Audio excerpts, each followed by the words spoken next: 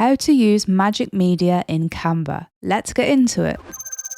So here we are in Canva. Now to find the Magic Media tool, all we need to do is go over to the left panel where it says Apps. And 9 times out of 10, you will see Magic Media in the popular trending category. However, if it's not there, you can also search up here for Magic Media, and you can find it that way as well. So if we click into this, we will see a box where we need to enter a prompt, choose a style and an aspect ratio.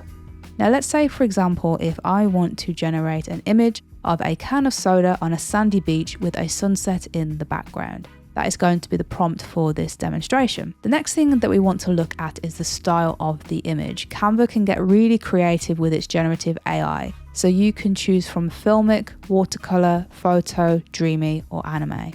Let's say, for example, I want to go for photo. I want to try and get as photorealistic image as I possibly can. The next thing that we need to look at is the aspect ratio. So as we can see here, our options are square, landscape, and portrait. As I have a square image here, I'm going to just choose square for this example. Once we have all of this configured, we then need to click on generate image, and Canva is going to take a moment to generate an image based on that prompt that we gave to it. And there we go. As we can see, Canva has given us 4 different images of variations following the prompt that we gave to it.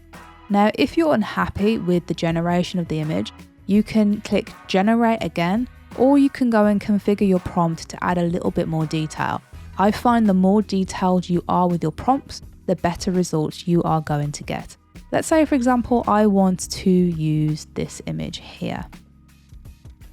Now, something else we have to consider is AI is not perfect. It's going to make mistakes and it's going to do some weird and wonderful things.